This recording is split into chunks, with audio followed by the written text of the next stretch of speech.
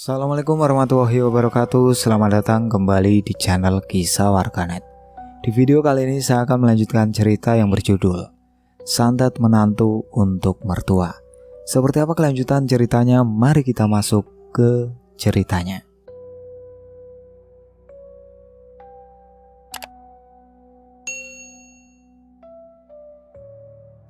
Seminggu setelah teriakan malam itu, kondisi Pak Haryo tidak lagi bisa disebut hidup. Tubuhnya tinggal kulit dan tulang. Kulit yang tadinya sawo matang sekarang menghitam, seperti gosong. Lepuhan-lepuhan pecah dan mengeluarkan nanah bercampur darah. Bau busuk yang keluar dari tubuhnya membuat Bu Husnul harus menutup hidung dengan kain basah setiap kali mengganti perban. Pak Haryo tidak bisa lagi bicara dengan jelas, hanya menggerang lemah. Sesekali mengucapkan kata panas dengan bibir yang pecah-pecah dan berdarah. Matanya cekung, menatap kosong ke langit-langit dengan pandangan yang tidak fokus. Bu Husnul merawatnya sendiri. Tidak ada warga yang mau membantu. Mereka takut tertular penyakit aneh itu. Takut kena santet juga. Hanya sesekali ada tetangga yang menaruh makanan di teras depan tanpa masuk ke dalam rumah. Haryo, bertahanlah. Ibu sudah telepon hakim. Mungkin dia bisa datang. Bisik Bu Husnul sambil mengusap kening suaminya dengan kain basah. Pak Haryo tidak merespon. Matanya berkedip pelan. Nafasnya tersengal-sengal. Malam itu Bu Husnul tertidur di kursi samping kasur karena kelelahan. Dia terbangun mendengar suara aneh, seperti suara orang tersedak. Bu Husnul langsung bangkit dan menyalakan lampu. Pak Haryo menggeliat hebat. Tubuhnya melengkung ke atas, seperti sedang kejang. Tangannya mencengkram spray dengan kuat, sampai kuku-kukunya menancap ke kain. Mulutnya terbuka lebar tapi tidak ada suara keluar. Hanya nafas yang terputus-putus. Haryo!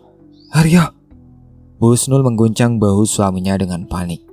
Tiba-tiba Pak Haryo berteriak. Teriak panjang yang memekakan telinga. Suara itu penuh kesakitan yang tidak tertahankan, seperti orang yang dibakar hidup-hidup. Panas sekali. Tolong aku. Bu Husnul menangis sambil mencoba menenangkan. Sabar, Pak. Sabar, ibu di sini. Tapi Pak Haryo tidak mendengar. Dia terus berteriak sambil tubuhnya bergetar hebat. Kakinya menendang-nendang udara. Tangannya mencakar-cakar tubuhnya sendiri, sampai kulit yang sudah rapuh itu semakin robek. Tetangga terdekat terbangun mendengar teriakan itu, tapi tidak ada yang berani datang. Mereka hanya menutup pintu dan jendela rapat-rapat, sambil berdoa agar tidak terjadi apa-apa pada mereka. Teriakan Pak Haryo berlangsung hampir 10 menit, lalu tiba-tiba berhenti. Tubuhnya kaku, mulutnya masih terbuka lebar, matanya terbelalak penuh dengan teror, menatap sesuatu yang tidak bisa dilihat Bu Husnul. Haryo. Bu Husnul mengguncang lagi. Tidak ada respon. Pak Haryo sudah tidak bernafas. Bu Husnul menangis histeris. Dia memeluk tubuh suaminya yang sudah dingin sambil berteriak memanggil namanya berkali-kali. Tapi tidak ada yang bisa dilakukan lagi. Pak Haryo sudah meninggal dengan wajah penuh teror. Subuh itu, Bu Husnul menelpon hakim dengan suara serak. Bapakmu sudah meninggal, Nak. Hakim terbangun dengan cepat. Innalillahi. Kapan, Bu? Tadi malam. Dia berteriak kesakitan, lalu meninggal. Hakim terdiam. Tidak tahu harus merasa sedih atau lega. Sebagai anak dia merasa bersalah. Tapi sebagai suami Dahlia, dia merasa ini mungkin memang harus terjadi. Ibu sendirian di sana? Iya, gak ada yang mau bantuin. Nanti pagi baru ada yang datang buat urus jenazah. Aku gak bisa ke sana, Bu. Dahlia mau melahirkan sebentar lagi. Ibu tahu, gak apa-apa. Kamu jaga Dahlia, ibu yang urus semuanya. Pagi itu beberapa warga akhirnya datang membantu. Tapi begitu melihat kondisi jenazah Pak Haryo, mereka mundur beberapa langkah dengan wajah pucat. "Ya Allah, ini beneran manusia?" bisik salah satu pria sambil menutup hidung dengan lengan bajunya. Kulit Pak Haryo sudah hampir sepenuhnya menghitam. Beberapa bagian rontok saat mereka mencoba mengangkat tubuhnya. Bau busuk yang keluar sangat menyengat, sampai membuat beberapa orang muntah di halaman. Proses memandikan jenazah menjadi mimpi buruk. Saat kain kafan disentuhkan ke kulit, kulit itu langsung menempel dan robek, seperti kertas basah yang hancur. Air yang digunakan untuk memandikan berubah hitam pekat, bercampur darah dan nanah. "Saya nggak sanggup. Maaf Bu Husnul, tapi ini di luar kemampuan saya," kata salah satu pria yang biasa memandikan jenazah di desa itu. "Kumohon, tolong selesaikan. Dia harus dimakamkan dengan layak," pinta Bu Husnul sambil menangis. Dengan terpaksa mereka melanjutkan, tapi prosesnya sangat lambat karena harus ekstra hati-hati. Beberapa kali mereka harus keluar untuk muntah atau menghirup udara segar. Saat jenazah akhirnya selesai dikafani, kain putih itu sudah bernoda hitam dan coklat di beberapa bagian.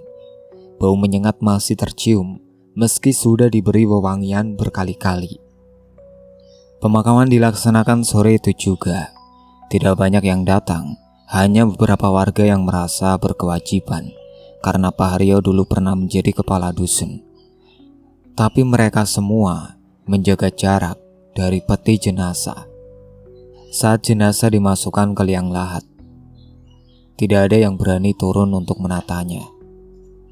Dan setelah itu langsung menimbunnya dengan tanah secepat mungkin.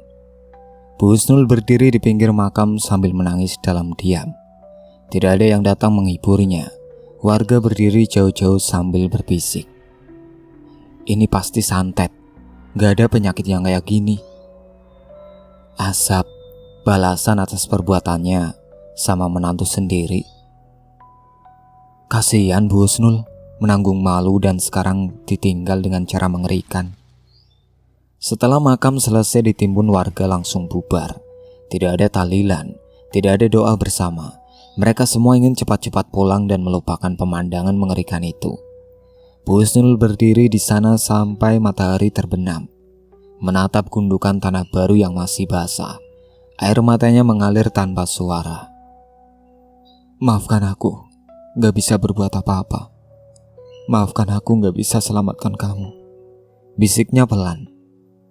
Malam itu di kontrakan kecil di pinggir kota, Dahlia berbaring di kasur sambil mengelus perutnya. Hakim sudah menceritakan tentang kematian ayahnya. Dahlia hanya mengangguk tanpa berkata apa-apa. Saat Hakim tertidur, Dahlia mengambil boneka jerami dari bawah bantal. Dia menatapnya lama, lalu tersenyum tipis, puas, lega, dendam sudah terbalas. Dahlia membungkus boneka itu dengan kain hitam dan menyembunyikan kembali di lemari. Kali ini lebih dalam, lebih tersembunyi. Lalu dia berbaring dan tidur dengan nyenyak untuk pertama kalinya dalam berbulan-bulan. 2 minggu setelah kematian Pak Haryo, Dahlia mulai merasakan kontraksi. Tengah malam dia terbangun dengan rasa sakit di perut bagian bawah. Kontraksi datang teratur setiap 10 menit. Dahlia membangunkan Hakim dengan wajah tenang. "Mas, kayaknya bayinya mau lahir." Hakim langsung panik. Dia mengambil tas yang sudah disiapkan sejak seminggu lalu membawa Dahlia ke rumah sakit dengan naik taksi. Perjalanan terasa sangat panjang, meski hanya 15 menit. Di rumah sakit, Dahlia dibawa ke ruang bersalin. Proses persalinan berlangsung hampir 6 jam. Hakim menunggu di luar dengan gelisah. Setiap kali mendengar suara dari dalam, jantungnya berdebar kencang. Pukul 7 pagi, seorang perawat keluar dengan senyum lebar. "Selamat Pak, ibu dan bayinya sehat. Anaknya laki-laki." Hakim hampir menangis mendengar kabar itu. Dia langsung masuk ke ruang bersalin. Dahlia berbaring dengan wajah lelah, tapi tersenyum. Di sampingnya ada bayi mungil berbalut kain putih. "Lihat Mas, Anak kita, bisik Dahlia. Hakim mengambil bayinya dengan hati-hati. Bayi itu membuka mata sebentar, lalu menutupnya lagi. Wajahnya merah, rambutnya hitam lebat. Hakim tersenyum sambil air mata mengalir. Dia sehat, dia sempurna, kata Hakim dengan suara bergetar.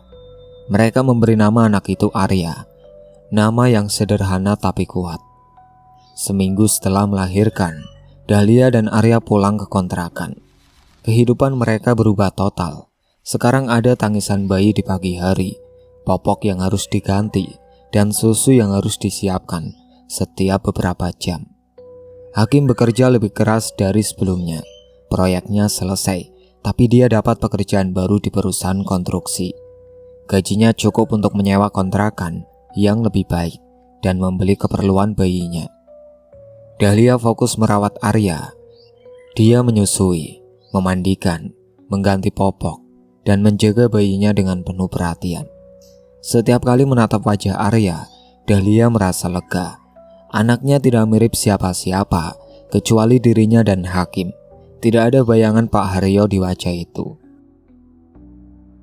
Bulan-bulan berlalu. Arya tumbuh menjadi bayi yang ceria dan sehat. Dia jarang menangis, sering tersenyum, dan tidur nyenyak setiap malam. Hakim sangat menyayangi anak itu. Setiap pulang kerja, hal pertama yang dilakukannya adalah menggendong Arya. Anak kita pintar ya, lihat, dia udah bisa pegang jari aku dengan kuat, kata Hakim bangga. Dahlia tersenyum sambil menatap suami dan anaknya. Untuk pertama kalinya sejak kejadian mengerikan itu, dia merasakan kebahagiaan yang tulus. Tapi di malam hari saat semua orang tidur, Dahlia kadang terbangun. Bukan karena mimpi buruk, tapi karena merasa ada yang mengawasi. Dia akan duduk di tempat tidur dan menatap ke sudut kamar. Tidak ada apa-apa di sana, tapi perasaan itu tidak hilang. Suatu malam Dahlia melihat bayangan tinggi kurus di sudut kamar. Berdiri diam, tidak bergerak. Dahlia mengerjapkan mata beberapa kali. Bayangan itu menghilang. Cuma perasaan saja, bisiknya pada diri sendiri. Tapi malam-malam berikutnya bayangan itu kadang muncul lagi. Selalu di sudut kamar, selalu diam. Dahlia tidak pernah cerita pada Hakim. Dia takut suaminya akan mengira dia gila. Setahun berlalu, Arya sudah mulai merangkak dan mengoceh. Hakim mendapat promosi di pekerjaannya. Mereka pindah ke kontrakan yang lebih besar dengan 2 kamar tidur. Kehidupan mereka mulai stabil. Hakim jarang lagi membicarakan masa lalu. Dia fokus pada pekerjaan dan keluarga kecilnya. Dahlia juga berusaha melupakan, tapi ada rahasia yang terus dia simpan di dalam hatinya. Rahasia tentang boneka jerami yang masih tersembunyi di lemari lama mereka. 2 tahun kemudian, Bu Husnul menelpon. Suaranya sangat lemah. Hakim, ibu sakit. Sakit keras. Sakit apa, Bu? Dokter bilang, jantung ibu lemah. Mungkin karena terlalu banyak mikir dan nangis. Hakim merasa bersalah. Sejak kematian ayahnya, dia jarang menghubungi ibunya. Hanya sesekali telepon singkat. Ibu mau Hakim datang. Nggak usah, Nak. Ibu cuma pengen dengar suara cucu ibu. Arya ada. Hakim menyerahkan telepon kepada Arya yang sudah berusia 2 tahun. Anak itu bicara dengan suara cempreng yang tidak jelas. Bu Husnul tertawa kecil di seberang telepon. Eyang sayang sama Arya. Jaga mama papa baik-baik ya. Iya, Yang, jawab Arya dengan polos. Setelah telepon selesai, Hakim menatap handphonenya dengan perasaan berat. Dahlia yang melihat bertanya, Ibu gimana? Sakit, kayaknya parah. Dahlia diam sejenak. Mas mau ke sana. Aku nggak tahu bagaimana dengan kamu dan Arya. Pergi aja kalau Mas mau. Kami baik-baik aja di sini. Tapi Hakim tidak jadi pergi. Minggu berikutnya Bu Husnul meninggal dalam tidurnya, sendirian di rumah besar yang sekarang sudah terlihat tua dan kusam. Tetangga yang menemukan jenazahnya pagi hari saat datang mengantarkan makanan Hakim pulang ke desa untuk mengurus pemakaman ibunya. Dahlia Arya ikut. Ini pertama kalinya Dahlia kembali ke desa sejak kepindahan mereka. Pemakaman Bu Husnul sederhana, tidak banyak yang datang, tapi yang datang tulus berdoa untuknya. Bu Husnul dikenal sebagai perempuan baik yang menanggung beban berat sendirian. Saat jenazah diturunkan ke liang lahat, Dahlia berdiri di pinggir dengan wajah datar. Tidak ada air mata, tidak ada kesedihan yang terlihat, hanya kosong. Setelah pemakaman, Hakim menjual rumah besar itu. Tidak ada yang mau membelinya karena reputasi buruk keluarga Haryo. Akhirnya dijual sangat murah kepada pengembang yang berencana meratakan tanah itu untuk pembangunan. Mereka kembali ke kota dengan hati berat, tapi juga lega karena akhirnya semua masa lalu itu benar-benar tertinggal. Arya tumbuh menjadi anak cerdas dan periang. Dia masuk TK dengan nilai bagus. Gurunya sering memuji kepintaran dan sopan santunnya.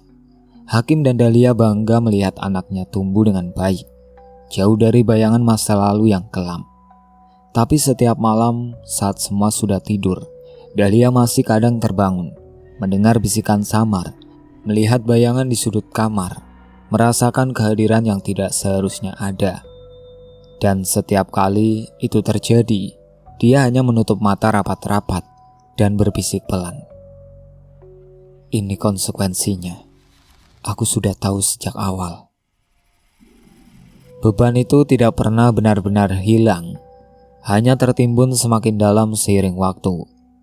Tahun-tahun berlalu dengan cepat. Arya yang dulu bayi mungil sekarang sudah remaja, berusia 15 tahun.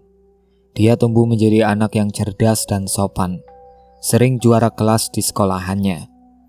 Hakim sudah menjadi manajer di perusahaan konstruksi dengan gaji yang cukup untuk menyewa rumah kecil yang lebih layak. Di permukaan, keluarga mereka terlihat bahagia. Arya tidak pernah tahu apa yang terjadi pada ibunya puluhan tahun lalu. Dia hanya tahu bahwa kakek dari pihak ayahnya sudah meninggal sebelum dia lahir, dan nenek meninggal saat dia masih kecil. Tidak ada cerita lebih dari itu. Tapi Dahlia hidup dengan rahasia yang terus mengantuinya. Sekarang usianya 47 tahun. Rambutnya mulai beruban di beberapa bagian. Wajahnya masih terlihat muda, tapi matanya menyimpan kelelahan yang tak bisa disembunyikan. Setiap malam dia berbaring di tempat tidur sambil menatap langit-langit kamar, menunggu kehadiran yang pasti datang. Dan setiap malam kehadiran itu memang datang. Bayangan tinggi kurus itu selalu muncul di sudut kamar, berdiri diam, tidak bergerak, tidak bicara, hanya menatap dengan mata yang tidak terlihat jelas.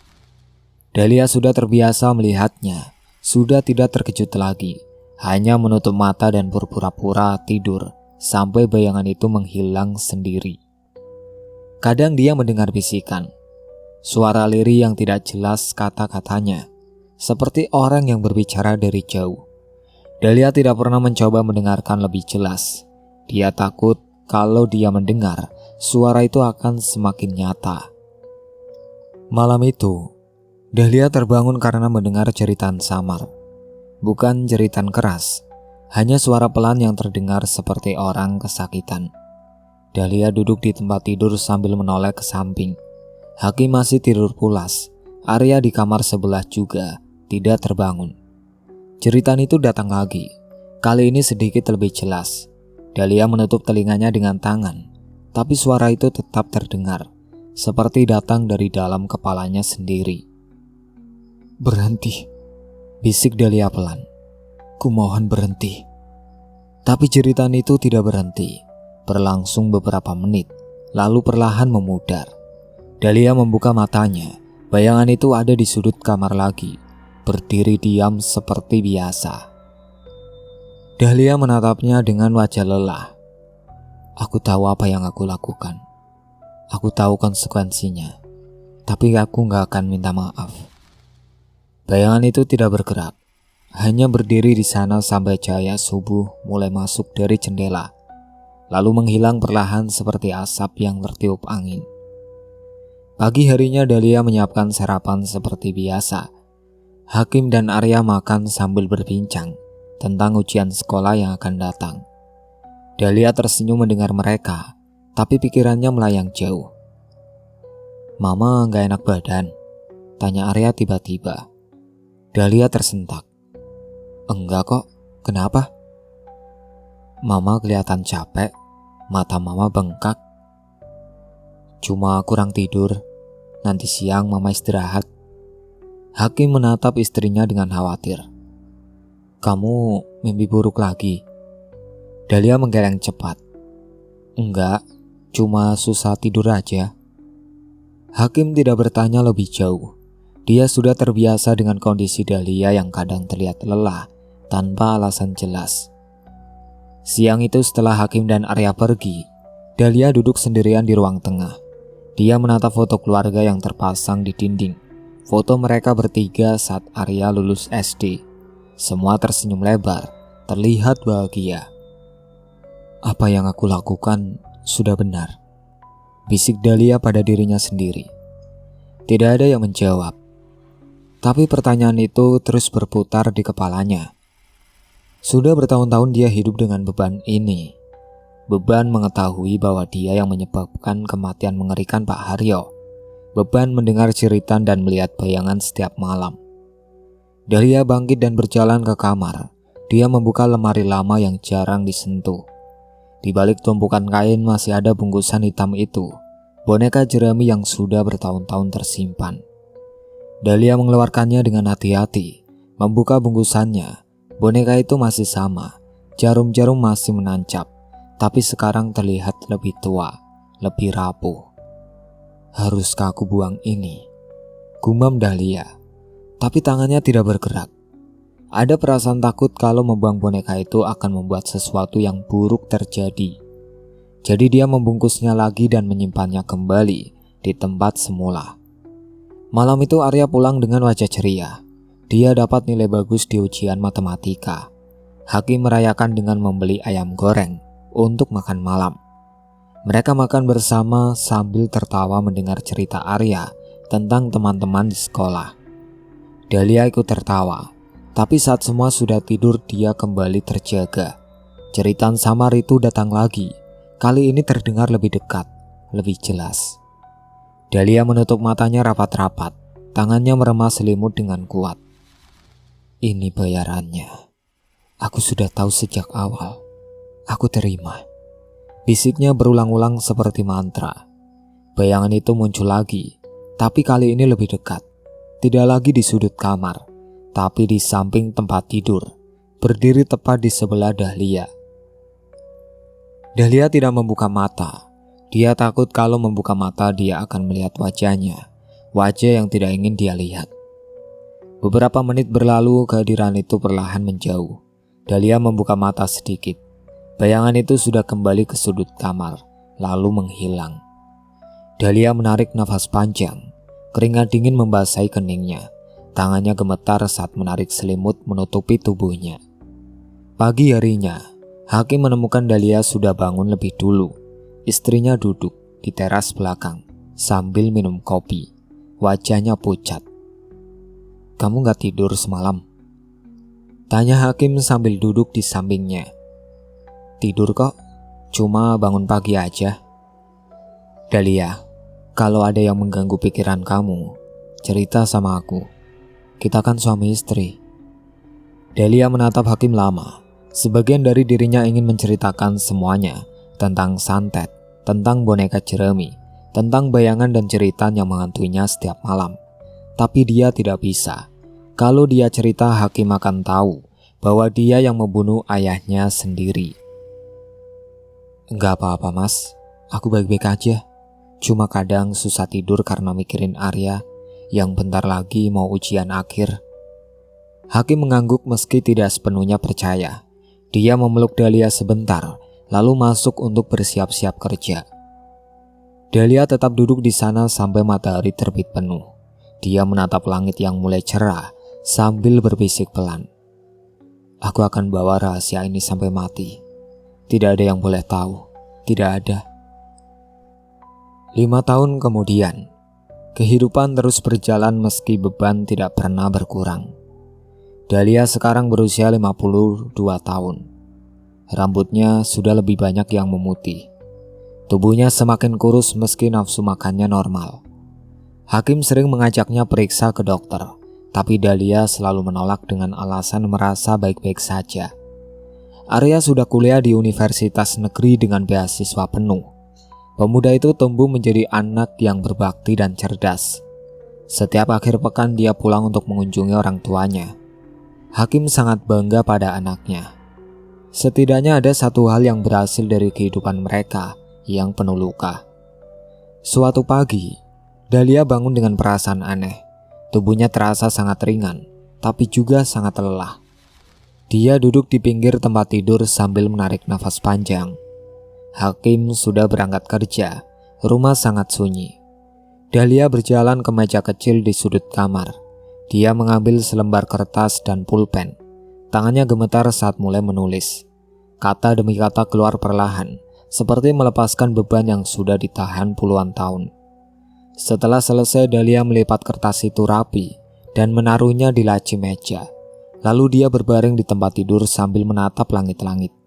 Matanya perlahan menutup, nafasnya melambat, dan saat siang itu Dahlia meninggal dengan tenang dalam tidurnya. Hakim pulang sore itu dan menemukan istrinya sudah tidak bernafas. Dia langsung panik dan menelpon ambulan, tapi sudah terlambat. Dokter yang datang menyatakan Dahlia meninggal karena serangan jantung, kematian yang cepat dan tidak menyakitkan. Hakim duduk di samping jenazah istrinya sambil menangis dalam diam. Arya yang langsung pulang dari kampus ikut menangis memeluk ayahnya. Mereka berdua kehilangan sosok yang sangat mereka cintai. Pemakaman Dahlia dilaksanakan 2 hari kemudian. Sederhana tapi hikmat. Beberapa tetangga dan teman kerja Hakim datang melayat. Dahlia dimakamkan di pemakaman umum, tidak jauh dari rumah mereka. Setelah pemakaman, Hakim kembali ke rumah dengan hati kosong. Arya menemaninya beberapa hari sebelum harus kembali ke kampus.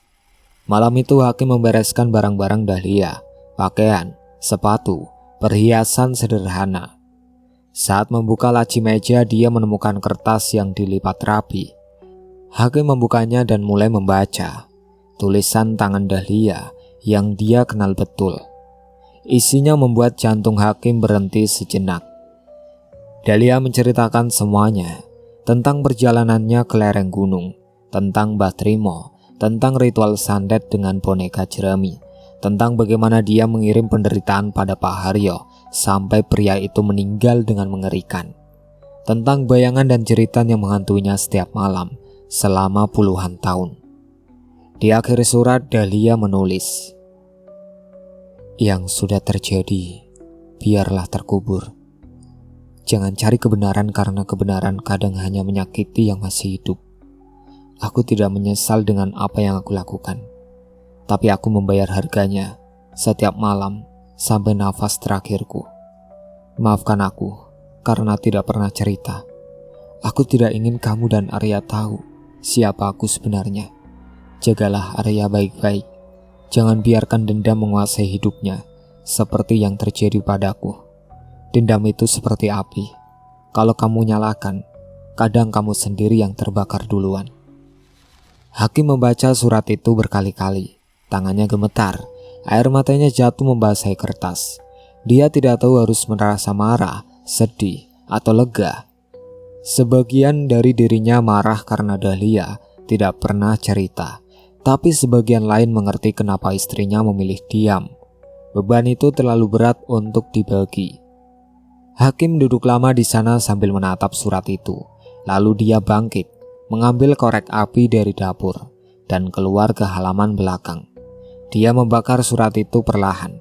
Api memakan kertas sampai habis menjadi abu. "Aku gak akan cerita pada siapapun, termasuk Arya. Rahasia ini akan kubawa sampai mati," bisik Hakim sambil menatap abu yang berterbangan tertiup angin. Dia kembali ke dalam rumah dan tidak pernah menyentuh topik itu lagi. Boneka jerami yang tersembunyi di lemari lama itu dia bakar tanpa melihatnya. Dia tidak ingin tahu seperti apa bentuknya. Yang penting semua jejak itu hilang. Tahun-tahun berlalu. Arya lulus kuliah, dapat pekerjaan bagus, dan menikah dengan gadis baik. Hakim menjadi kakek dari 2 cucu yang ceria. Dia hidup tenang sampai usia 70 tahun sebelum akhirnya meninggal karena usia tua. Tidak ada yang tahu rahasia Dahlia, tidak Arya, tidak cucu-cucunya, tidak siapapun. Sementara itu, di desa tempat keluarga Haryo dulu tinggal, rumah besar itu sudah menjadi reruntuhan. Pengembang yang membeli tanah itu tidak jadi membangun karena kehabisan dana. Rumah dibiarkan begitu saja, dinding retak, atap bocor, halaman ditumbuhi semak dan rumput liar. Warga desa itu masih ingat kisah keluarga Haryo. Mereka menceritakannya kepada anak-anak muda sebagai peringatan. Cerita tentang seorang pria terhormat yang jatuh karena nafsunya sendiri. Cerita tentang seorang menantu yang disakiti lalu membalas dengan cara yang mengerikan. Cerita tentang dendam yang membakar tidak hanya korban, tapi juga pelakunya. Dendam itu seperti api. Kata seorang kakek kepada cucunya suatu sore, "Kalau kamu nyalakan untuk membakar orang lain, kadang kamu sendiri yang terbakar duluan." Dahlia mendapat keadilan, tapi dia membayarnya dengan jiwa yang tidak pernah tenang sampai mati. Anak muda itu mengangguk sambil menatap reruntuhan rumah di kejauhan. Rumah yang dulu besar dan terhormat, sekarang hanya sisa-sisa masa lalu yang kelam. Angin bertiup pelan menggerakkan dedaunan kering di halaman rumah itu. Tidak ada yang tinggal di sana lagi, tidak ada yang berani mendekat, hanya kenangan dan cerita yang tersisa. Dan di suatu tempat, jauh dari desa itu, abu dari surat Dahlia sudah lama tersebar tertiup angin. Rahasia itu terkubur bersama jasadnya. Tidak ada yang tahu, tidak ada yang perlu tahu. Karena beberapa kebenaran memang lebih baik tidak pernah terungkap. Itulah akhir ceritanya. Sekian dari saya. Wassalamualaikum warahmatullahi wabarakatuh.